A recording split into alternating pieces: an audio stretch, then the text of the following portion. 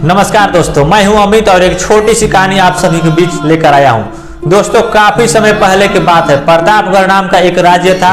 वहां का राजा बहुत अच्छा था, मगर राजा को एक सुख नहीं था, वह यह कि उसके कोई भी संतान नहीं थी और वह चाहता था कि अब वह राज्य के अंदर किसी योग्य बच्चे को गोद ले ताकि वह उसका उत्तराधिकारी बन सके और आगे की बागडोर को सुचारू रूप से चला सके।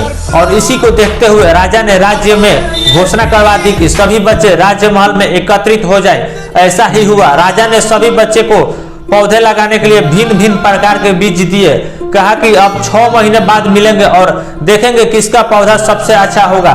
महीना बीत जाने के बाद भी एक बच्चा ऐसा था जिसके गमले में वह बीज अभी तक नहीं फूटा था, लेकिन वह रोज उसकी देखभाल करता था और रोज पौधे को पानी देता था।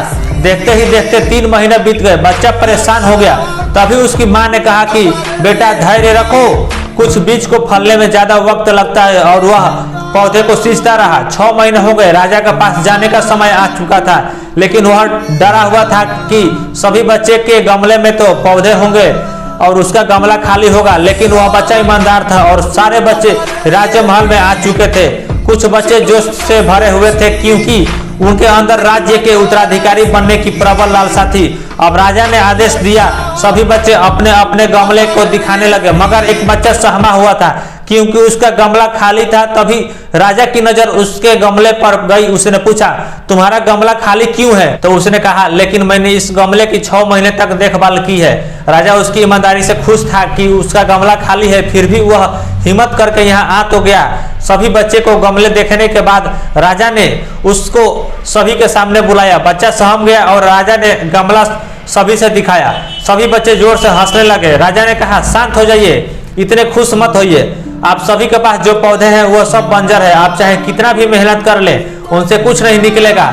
लेकिन असली बीज यही था। राजा उसकी ईमानदारी से बेहद खुश हुआ। उस बच्चे को राज्य का उत्तराधिकारी बना दिया गया। लेकिन हमें इस कहानी से क्या सीखने को मिला? मेरे हिसाब से अपने अंदर ईमानदारी होना बहुत जरूरी है।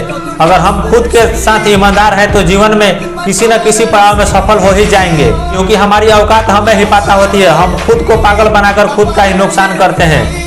तो दोस्तों, कैसा लगा आप सभी को यह कहानी? कमेंट बॉक्स में कमेंट करके जरूर बताएं। जय हिंद।